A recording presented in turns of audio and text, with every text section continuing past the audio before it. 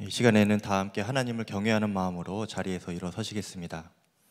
오늘 우리에게 허락하신 하나님의 말씀은 여호수아서 2장 1절에서 24절까지의 말씀입니다. 그 중에서 봉독은 8절에서 13절, 17절에서 21절까지만 하도록 하겠습니다. 정탐꾼들이 잠들기 전에 라합은 지붕 위에 있는 그들에게 올라가서 말하였다. 나는 주님께서 이 땅을 당신들에게 주신 것을 압니다. 우리는 당신들 때문에 공포에 사로잡혀 있고 이 땅의 주민들은 모두 하나같이 당신들 때문에 간담이 서늘했습니다. 당신들이 이집트에서 나올 때 주님께서 당신들 앞에서 어떻게 홍해의 물을 마르게 하셨으며 또 당신들이 요단강 동쪽에 있는 아모리 사람의 두 왕 시혼과 옥을 어떻게 전멸시켜서 희생제물로 바쳤는가 하는 소식을 우리가 들었기 때문입니다. 우리는 그 말을 듣고 간담이 서늘했고 당신들 때문에 정신을 잃고 말았습니다. 위로는 하늘에서 아래로는 땅 위에서 과연 주 당신들의 하나님만이 참 하나님이십니다. 내가 당신들에게 은혜를 베풀었으니 이제 당신들도 내 아버지의 집안에 은혜를 베푸시겠다고 주님 앞에서 맹세를 하시고 그것을 지키겠다는 확실한 징표를 나에게 주십시오.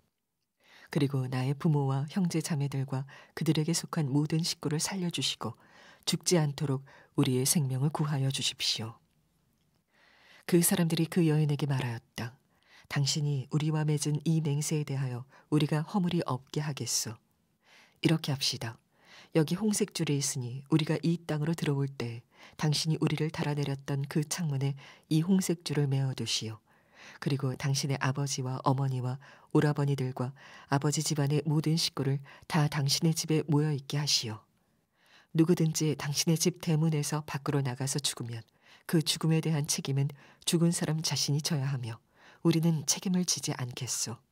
그러나 우리가 당신과 함께 집안에 있는 사람에게 손을 대서 죽으면 그 죽음에 대한 책임은 우리가 질 것이요. 그러나 당신이 우리가 한 일을 누설하면 당신이 우리와 맺은 맹세에 대하여 우리는 아무런 책임이 없소. 그러자 라합은 그들의 말대로 하겠다고 대답하고 그들을 보냈다. 그들이 간 뒤에 라합은 홍색줄을 창에 매달았다. 아멘. 하나님의 말씀입니다. 자리에 앉으시겠습니다. 오늘 교회 오셔서 예배하는 여러분들, 또 영상으로 예배하시는 분들, 또 이 설교 영상을 그 이후에 들으시는 모든 분들에게 주님의 은혜가 충만히 함께하기를 축복합니다. 우리가 하나님의 약속이 이루어지는 삶을 살려면 반드시 하나님에 대한 완전한 믿음이 전제되어야 합니다. 그래서 하나님께서 이스라엘 백성을 가나안 땅에 들여보내시기 전에 먼저 이스라엘 백성들의 믿음을 일으키는 일을 하셔야 했습니다. 하나님께서 가나안 땅에 들여보내시고 그들을 그 땅을 점령하게 하실 것이라고 믿어져야 그들이 요단강을 건널 수 있지 않겠습니까? 또 요단강을 건너서 가나안 땅으로 들어가야 하나님이 그 가나안 땅을 이스라엘 백성에게 주실 수 있잖아요. 믿음이 없으면 하나님의 약속이 있어도 하나님은 그것을 우리에게 그대로 이루실 수가 없는 겁니다. 그래서 여호수아 1장에서 하나님께서 먼저 여호수아의 믿음을 일으키시는 일을 하신 거죠. 그러나 여호수아만 믿음을 가졌다고 해결될 문제가 아닙니다. 그래서 하나님께서 이스라엘 백성들의 믿음을 일으키는 일을 하셔야 했습니다. 여호수아가 아주 확신을 가지고 우리가 이제 가나안 땅에 들어갑시다 해도 이스라엘 백성들이 두려워서 가나안 땅 들어가는 일을 주저하면 그러면 하나님의 약속을 이룰 수 없는 거죠. 그래서 이스라엘 백성들의 믿음도 하나님이 일으키셔야 했던 겁니다. 그래서 정탐꾼 둘을 여호수아가 가나안 땅에 들여보냅니다. 보고 믿음을 가지라는 거죠. 믿어져야 믿음이니까 정탐꾼을 통해서 실제로 어떤 일이 일어나고 있는지를 보라는 거죠. 그래서 정탐꾼 둘이 요단강을 건너서 여리고성, 첫 성인 여리고성에 들어갑니다. 그 창녀 라합의 집에 들어가요.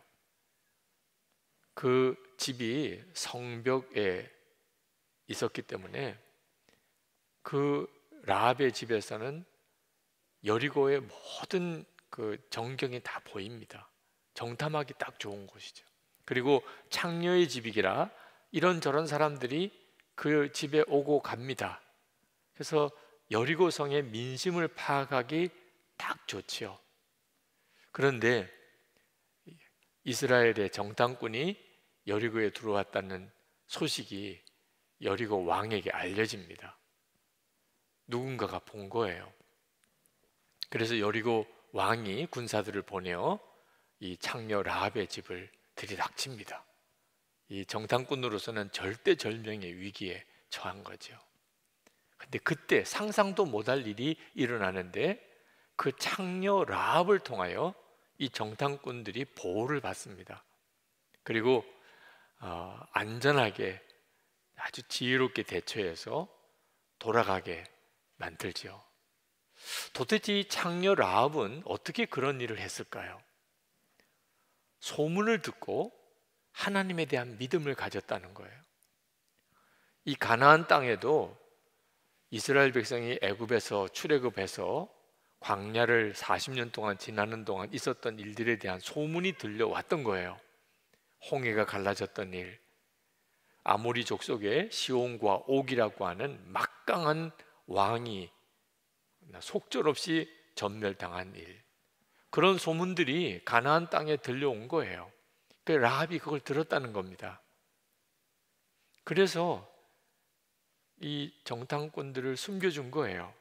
11절 말씀에 라합이 이렇게 말합니다. 우리는 그 말을 듣고 간담이 서늘했고 당신들 때문에 정신을 잃고 말았습니다.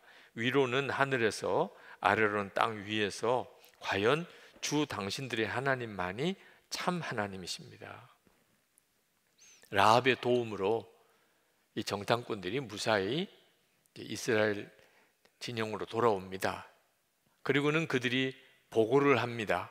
실제로 우리가 여리고성에 들어가 봤더니 그 사람들이 다 간담이 녹을 정도로 두려움에 사로잡혀져 있더이다. 24절에 이렇게 말씀합니다. 그들이 여호수아에게 말하였다. 주님께서 그 땅을 모두 우리 손에 넘겨주셨으므로 그 땅의 모든 주민이 우리를 무서워하고 있습니다. 이스라엘 백성들은 깜짝 놀랐습니다. 여호수아도 무서울 정도라면 이스라엘 백성들은 얼마나 무서웠겠습니까? 그런데 이 여리고 성에 있는 사람들이 더 무서워하고 있다는 거예요. 그때 이스라엘 백성들의 믿음이 확 일어납니다. 그럼 우리가 들어가면 점령할 수 있겠구나. 이건 엄청난 일이에요. 믿음이 바뀐다는 거. 근데 이런 이스라엘 민족의 믿음이 바뀌는 일에 결정적인 역할을 한 분이 누구냐? 창녀 라합입니다. 우리가 똑같은 시대에 살아도 믿음은 사람마다 다 다른 걸 봅니다. 이 창녀 라합은 실제로 하나님의 역사를 자기 눈으로 본 게 아닙니다. 홍해가 갈라지는 것도 소문으로만 들었습니다. 아모리의 시온과 옥 왕이 전멸당한 것도 소문으로만 들은 겁니다. 이 창녀 라합이 만나를 먹은 것도 아니고 불기둥, 구름 기둥을 본 것도 아닙니다. 그런데 믿은 거예요. 신분도 창녀였습니다. 도무지 믿음이라고는 가질 수가 없을 유형의 사람입니다. 그런데 그 소문 듣고 믿었다는 거예요. 그런데 여호수아는 모세의 시종으로 40년 동안이나 그 엄청난 기적을 다 보았습니다. 홍해가 갈라지는 것도 보았고, 그리고 불기둥, 구름기둥, 매일같이 먹는 만나, 반석에서 터져 나오는 물, 그 모든 걸 바로 모세 옆에서 다 본 사람입니다. 그런데도 여호수아는 무서웠습니다. 이스라엘 백성들도 불기둥, 구름기둥으로 인도함을 받고 있었고, 그날도 아침에는 만나를 먹었습니다. 하나님의 율법의 말씀도 받았어요. 그런데 이스라엘 백성들이 가나안 땅 들어가기를 무서워했었습니다. 정말 믿어도 잘 믿을 것 같은 사람은 두려워 떨고, 도무지 믿음이 없을 것 같은 사람은 자기 목숨을 거는 믿음을 가졌다. 신앙에도 엘리트가 있다면 저 같은 사람일 겁니다. 목사 중에 3대째 목사, 예수를 믿은 지로 따지면 4대째예요. 그러니 정말 좋은 믿음 가진 모든 여건이 다 갖춰진 사람이죠. 그런데 저는 참 믿음이 형편없었어요. 예수를 믿지 않는 사람이나 저나 어려운 일 닥치면 그것 때문에 두려워하고 걱정하고 염려하고 그런 수준이었어요. 그런데 제가 목회하면서 보니까 제가 부끄러울 정도로 그렇게 귀한 믿음을 가진 분들이 있더라고요. 창녀 라합과 같은 처지인데 집안에 예수 믿는 사람 한 사람도 없어요. 그 사람을 위해서 기도해 주는 가족도 없어요. 오히려 핍박만 너무너무 심해요. 그런데도 타협하지 않는 아주 강인한 믿음을 가지고 있는 분들을 많이 보았어요. 성경을 제대로 공부한 것도 아니고 성경을 많이 읽어서 성경 지식이 많은 것도 아닌데, 그런데 정말 이 창녀 라합처럼 설교 시간에 그저 들어서 아는 말씀 가지고 목숨을 내거는 믿음을 가진 분들도 있었어요. 여러분, 하나님께서 오늘 이 창녀 라합을 통하여 우리에게 주시는 도전이 있습니다. 코로나19로 인해서 우리는 참 어려운 처지에 빠져 있습니다. 코로나19가 지나고 나면 더 큰 어려움이 올 거라고들 다들 말합니다. 근대 역사만 보아도요, 산업혁명이 지나고 세계 2차 대전이 지나고 우리나라로 보면 6.25 전쟁을 거치고 인터넷 발달로 인해서 중요한 어떤 큰 사회적인 격변기가 계속 이어졌습니다. 그 이후에 세상은 완전히 바뀌어져 버렸죠. 지금이 그와 같은 때라는 거예요.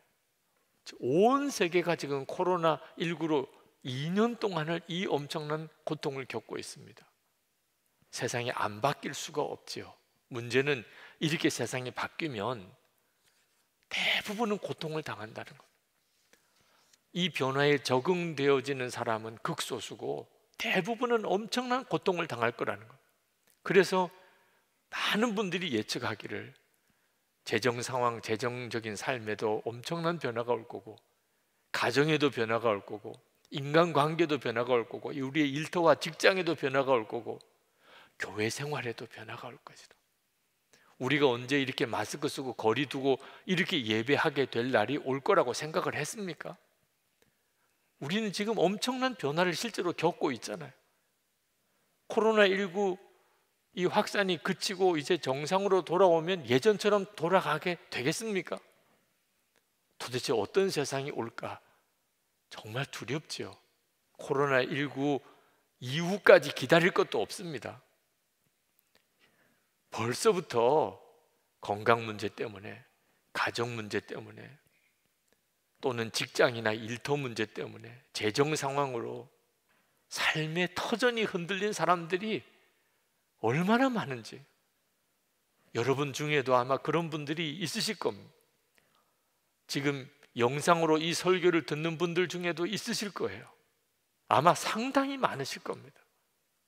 한 번은 성령 집회 때 안수기도를 하기 위해서 성도들을 한 분 한 분씩 만나 기도하는데 기도 제목을 써서 가지고 나오셨어요. 어느 한 여자 집사님이 써온 기도 제목이 딱 한 줄입니다. 하나님, 여기까지인가 봅니다. 더 이상 설명이 필요 없더라고. 인내의 한계, 믿음의 한계, 이제는 끝인가 봐요. 그런 심정으로 나온 분들이 이미 이전에도 있었어요. 여러분은 어려움을 잘 대처해 가고 있습니까? 삶의 터가 흔들리는 그런 기가 막힌 상황, 밤에 잠을 잘 수가 없어요. 밥을 먹을 식욕이 없어요. 미래가 깜깜해요. 절벽이에요. 이런 처지가 지금도 그렇고 앞으로는 더 심할 거라는 거예요. 무슨 준비를 하고 있나요? 주식을 사야 되나 부동산 투자를 해야 되나, 그건 답이 아닙니다. 여리고성 사람들이, 하나님이 함께하는 이스라엘 백성들이 이제 요단강 동쪽편에 다 모였다. 요단강만 건너면 여리고성이에요. 저 사람들이 건너오면 우리 다 죽는 거 아니야? 이런 말할 수 없는 불길한 상황 속에 있을 때 그들이 성벽을 다시 쌓고 성문을, 빗장을 견고하게 걸어 잠그고, 그리고 무기를 만들고 아마 그렇게 했겠죠. 무슨 소용이 있었어요? 여러분도 다 잘 아시죠? 여리고성이 어떻게 무너졌는지. 도대체 그들이 준비한 게 무슨 소용이 있었냐 말이에요. 여러분, 우리가 진짜 준비해야 될 것이 있다는 거예요. 하나님은 오늘 여호수아 2장을 통하여 코로나19 이후로 인하여 걱정하고 두려워하는 우리들에게 주시는 메시지가 있어요. 라합에게서 믿음을 배우라는 것.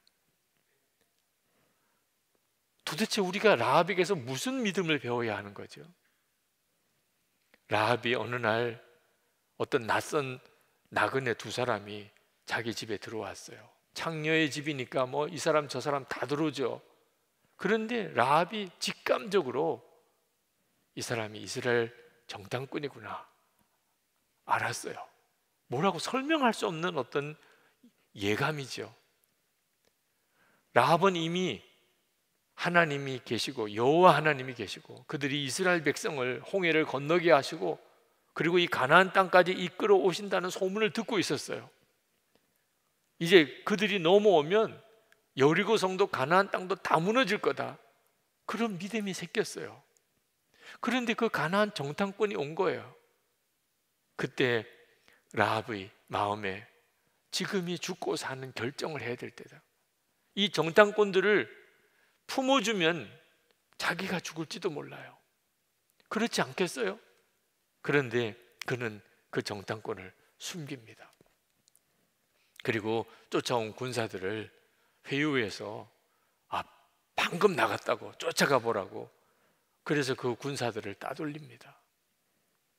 정말 목숨을 거는 일을 하는 거예요. 왜? 하나님을 믿어야 산다고 그렇게 결정이 된 거예요. 하나님을 믿으면 살고 하나님 믿지 못하면 죽는다, 그 결단이 온 거예요. 그리고 그 정탐꾼들을 다시 돌려보낼 때 부탁합니다. 이제 당신들이 여리고성을 반드시 무너뜨리고 점령할 텐데 우리와 우리 가족을 반드시 살려주시오. 라합이 그렇게 했던 것을 배우라는 거예요. 그 정탐꾼들이 그 라합에게 당부합니다. 우리가 당신을 반드시 지켜줄 텐데 이거 하나만큼은 반드시 지키라. 그 말씀이 18절입니다. 우리가 이 땅으로 들어올 때에 당신이 우리를 달아내렸던 그 창문에 이 홍색 줄을 메어 두시오. 그리고 당신의 아버지와 어머니와 오라버니들과 아버지 집안의 모든 식구를 다 당신의 집에 모여 있게 하시오. 정탐꾼이 제시한 답이 뭡니까? 소속을 분명히 하라는 거예요. 도대체 당신이 누구 소속인지 분명히 하라는 거예요. 우리는 하나님을 믿는 사람입니다. 아주 공개적으로 드러내라. 표식이 분명히 있어야 된다. 창문 틀에 홍색 줄을 달아매라. 누구도 다 볼 수 있게끔 하라. 이스라엘 백성이 출애굽할 때 하나님께서 말씀하셨어요. 어린 양을 잡아 너희 집 문 임방과 문설주에 다 바르라. 온 집의 문에 피칠을 하라. 어린 양 피로. 확실한 표시를 내라. 너가 진짜 하나님의 백성이냐? 정말 예수 믿는 사람이냐? 분명하게 하라. 그 길이 살 길이라는.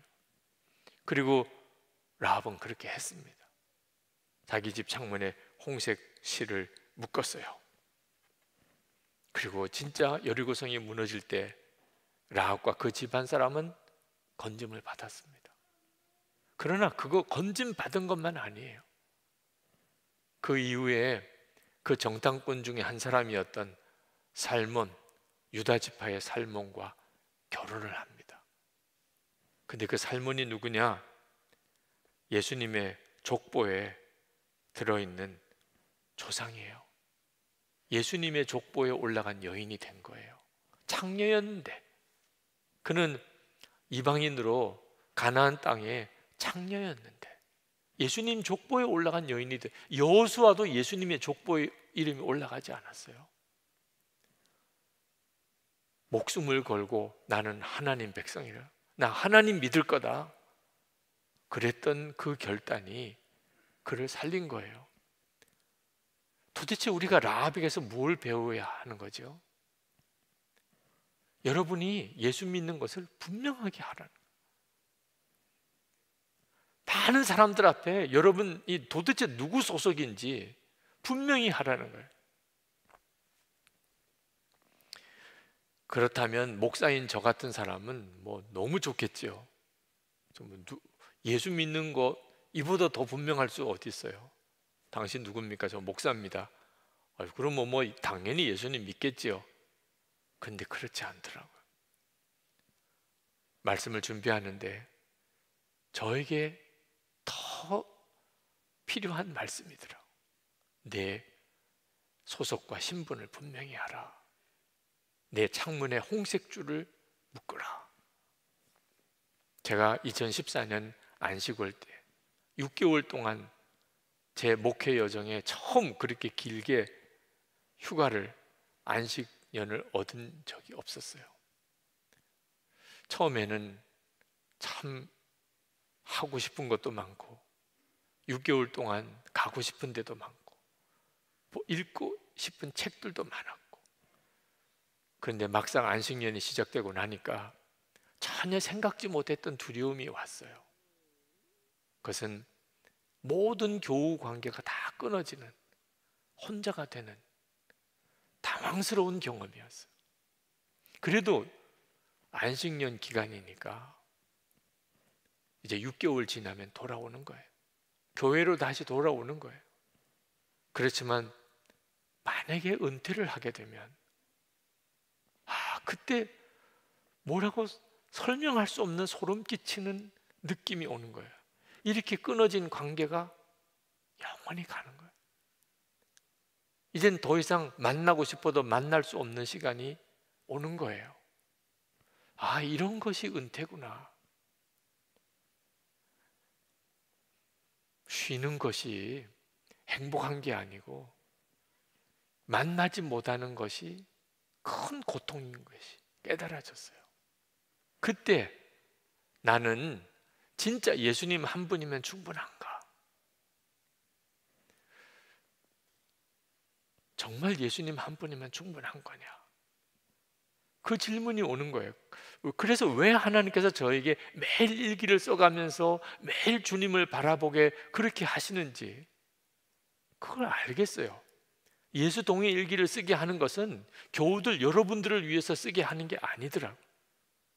저를 위하여 쓰게 하는 거더라고요. 이제 은퇴할 때가 오면 이제는 담임 목사의 자리에서 떠나야 되는 거예요. 교우들과의 관계는 이제는 거기서 마무리해야 되는 거예요. 여러분들도 똑같습니다. 남편이나 아내가 어느 날 외출을 했는데 어디로 간다 말도 없이 그냥 외출을 했어요. 저녁이 돼도 안 돌아와요. 그러면 여러분 그날 밤 하얗게 새우지 않겠습니까? 도대체 이 남편이, 이 사람이 어디로 간 거야? 한 주간이 지나도 안 와요. 한 달이 지나도 안 와요. 여러분 그때가 사는 것 같겠습니까? 부모님 또는 자녀 어느 날 나 간다 그러고 나가는데 어디 가니? 어디 가? 대답이 없어요. 돌아보지도 않아요. 그리고는 불이 이렇게 어디론가 가요. 쫓아가 나가보니까 없어요. 어디로 갔는지 모르겠어요. 그러고는 한 달도 1년도 지나도 안 돌아와요. 여러분, 이런 일이 생긴다는 것 자체가 얼마나 끔찍해요. 그런데 이게 우리들의 현실이에요. 우리가 다 겪을 일이에요. 부부 사이에 누군가는 먼저 갑니다. 부모 자녀 사이에 영원히 함께 있을 수 없어요. 다 떠나고 결국은 나 혼자 남아 있을 때가 온다고요. 이제는 주님 한 분만, 영원히 나와 같이 계실 분은 주님 한 분만이에요. 그런데 그 주님과의 관계가 애매하고 막연해요. 이거 큰일 나는 거예요. 여러분, 준비해야 돼요. 여러분의 생애에도 혼자가 될 때가 오는 거예요. 우리에게 코로나19 이후가 우리에게 어떤 의미가 있을지 지금은 몰라요. 그렇지만 한 가지 분명히 확인할 것은 예수님께서는 늘 나와 같이 계신다. 이거 하나는 분명히 해야 되는 거예요. 그러면 세상 없는 변화가 와도, 무슨 일이 일어나도 걱정할 게 없어요. 주님이 나와 함께 계시고 그분이 내 길이시니까 그분만 따라가면 되는 거죠. 그런데 그게 준비되었냐 하는 겁니다. 정말 그게 준비되었나요? 하나님께서 우리에게 정말 준비해라. 주님과 동행하는 믿음을 준비하라는 겁니다. 라합처럼 지금 준비 못하면 끝이에요. 정탐꾼이 왔을 때 그때 그들을 붙잡고 나와 우리 가족을 책임져 주시오. 이 부탁 못하면 그 다음엔 끝인 거예요. 십자가 배지 달고 다니라. 십자가 목걸이 하고 다니라. 집집마다 십자가 깃발을 달고 있으라. 이런 뜻 아닙니다. 창문에다가 홍색 줄을 매다는 것, 우리 집 문에다가 어린 양의 피를 칠하는 것, 그 무슨 뜻이죠? 사람들이 여러분을 보면 예수님을 볼 수 있게 하라는, 나는 죽고 예수로 사는 믿음 수도 없이 들었잖아요. 이제는 그 믿음이 진짜여야 한다는 거예요. 여러분은 누굽니까? 예수님의 생명으로 사는 사람. 항상 주님을 바라보시오. 24시간 주님과 동행하세요. 수도 없이 들었잖아요. 듣기만 하면 안 된다는 거예요. 이제는 그게 여러분에게 실제가 되어야 된다는 거예요. 혹시 주님이 함께 계시는 게 여전히 믿어지지 않는 사람이 있습니까? 왜 못 믿지요? 주님을 만나지 못했습니까? 주님의 음성을 들어보지 못했습니까? 여러분에게 뭐 특별한 성령의 체험이 없었습니까? 여러분, 라합을 보세요. 라합은 하나님에 대한 소문만 들었다니까. 라합이 여러분에게 뭐라고 하실 줄 들어보셨습니까? 나는 소문 듣고 믿었어. 소문 듣고.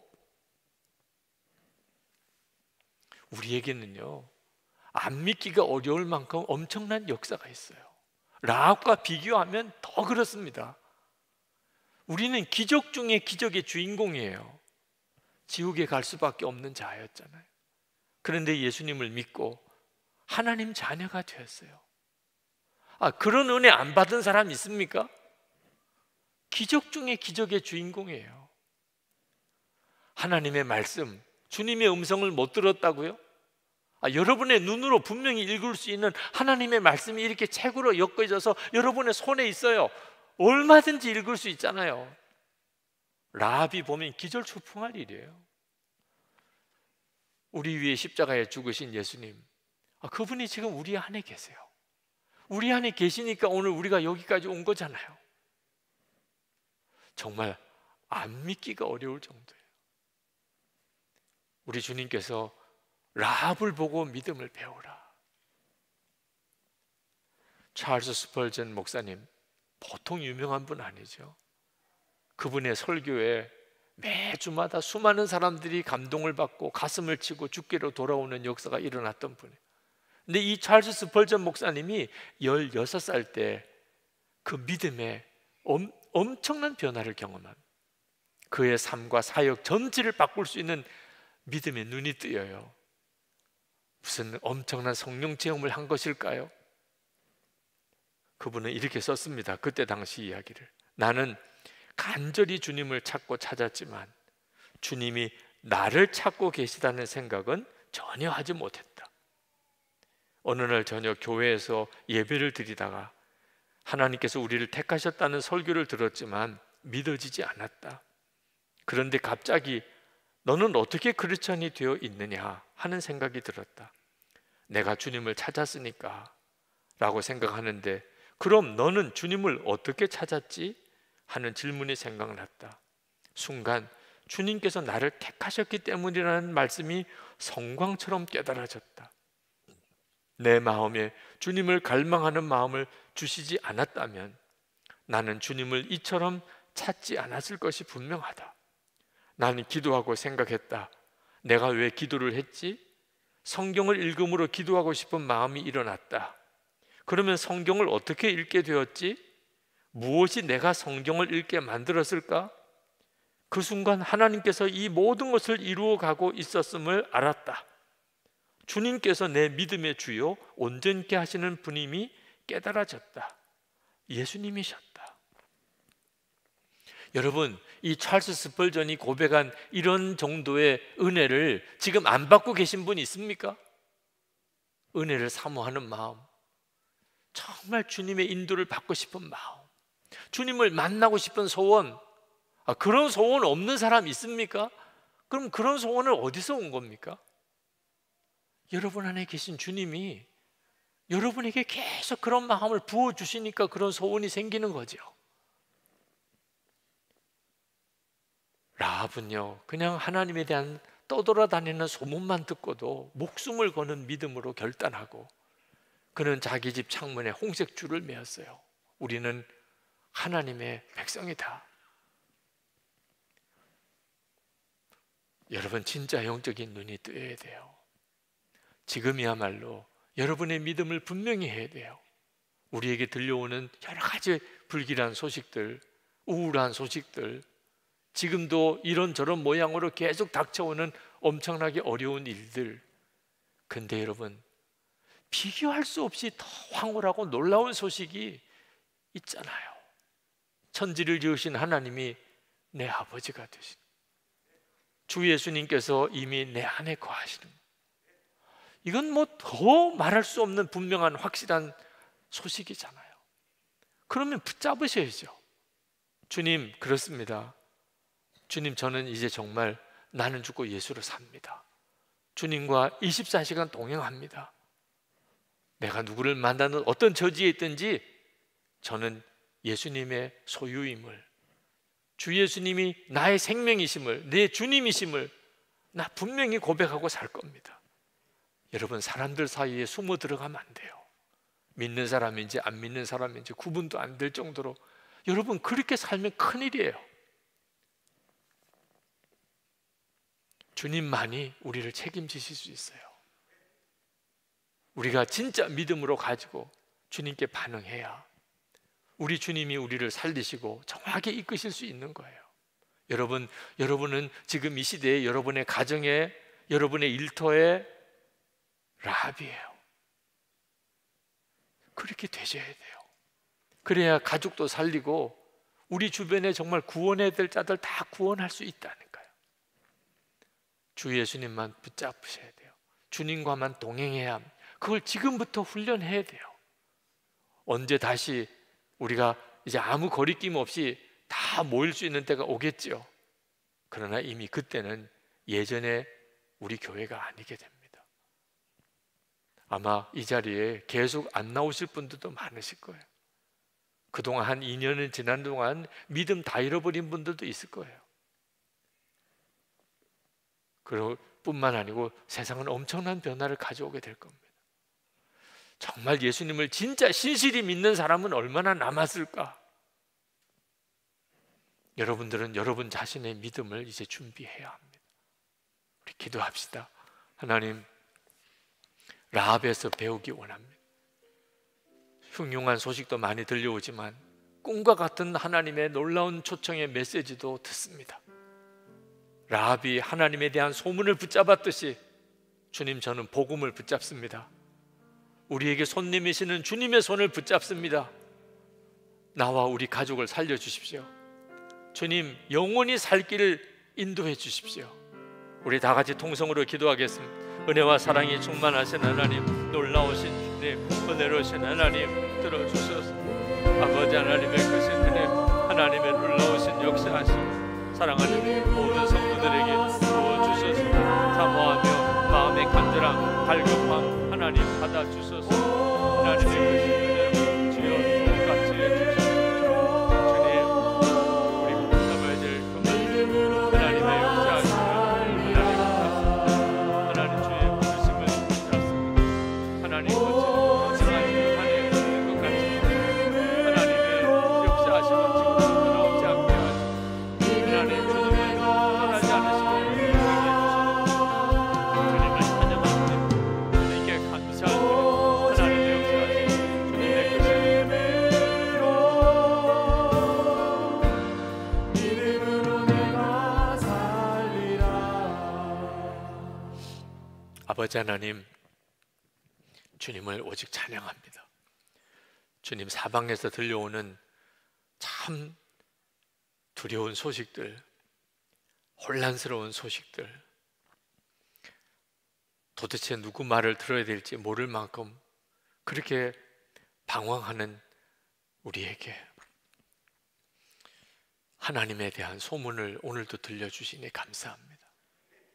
정말 성령의 바람, 하나님 어디서부터 들려오는지는 정확히 모르지만 너무나 분명하게 우리 안에 말씀하시고 역사하시는 주님의 부르심을 느낍니다. 그래서 오늘도 주님께 왔습니다. 그래서 오늘 주님께 귀를 기울입니다. 우리를 향하여 손을 내미시는 정말 너무나 따뜻한 아버지 하나님의 사랑의 손을 붙잡습니다. 라합이 그저 들려오는 사람들의 소문 하나 가지고도 하나님을 붙잡은 것처럼, 그리고 그 자신과 가족이 구원받고 그리고 예수님의 족보의 이름이 올라간 여인이 된 것처럼 온 이스라엘의 백성의 믿음을 일으키는 자가 된 것처럼 주님, 우리를 그리 사용하여 주시옵소서. 주님만 의지하며 우리가 분명히 우리가 예수님의 사람임을 고백하며 나는 죽고 예수로 산다고 분명히 선언하며 하나님, 우리가 나아갈 때 두려움과 염려가 없는 담대한 믿음, 그렇게 우리를 세워주소서. 오늘도 하나님 앞에 예배하며 마음을 담아 예물 드린 성도들을 축복합니다. 온전한 11주를 드립니다. 믿음의 결단입니다. 우리는 정말 하나님을 믿습니다. 선교헌금, 또 건축헌금, 구제헌금, 또 우리의 감사헌금을 주님께 봉헌합니다. 주님 기뻐하는 뜻대로 우리가 재정을 사용하며 살기를 원합니다. 주님, 오늘도 하나님께 예배하며 감사하며 헌신하는 주의 사랑하는 성도들을 주의 은혜로 더욱 사로잡아 주소서. 세상에서 살아계신 하나님의 증인이 되게 하소서. 주님이 역사하심에 날마다 체험을 주소서. 가정을 지켜주셔서 온 가족들이 다 믿음으로 바로 서게 하소서. 육신의 병든 것을 깨끗이 고쳐주소서. 기업 일터를 주님 책임져 주소서. 하나님 기뻐하는 뜻대로 얼마든지 살 수 있는 힘을 허락해 주소서. 하나님, 온전한 교회와 성도들을 거룩하게 세우셔서 우리나라가 하나님을 정말 경외하는 나라가 되게 하소서. 하나님, 개학하는 때 학교마다 하나님을 대적하는 모든 법이 다 폐기되고 모든 조례가 다 폐기되고 하나님을 진정으로 경외하는 그런 법이 세워지고 하나님이 진정 기뻐 택하신 하나님의 사람들이 선거를 통해 당선되고 이 땅의 지도자가 되게 하시기를 원합니다.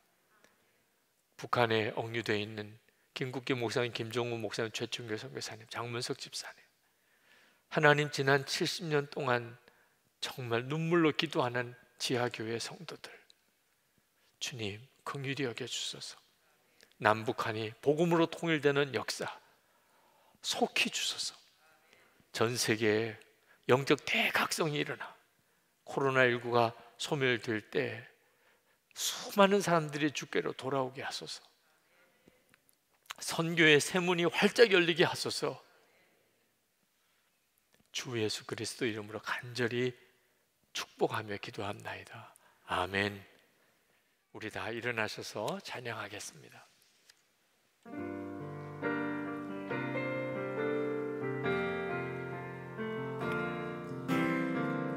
세상 흔들리고 사람들은 연하여도 나는 주를 섬기리. 주님의 사랑은 영원히 변하지 않네. 나는 주를 신뢰해.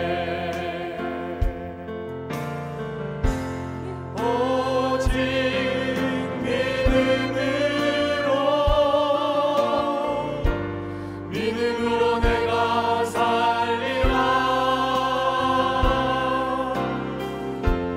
오직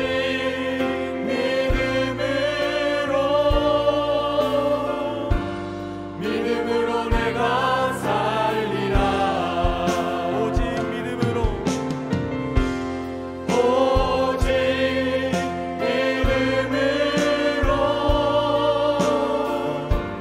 믿음으로 내가 살리라. 오직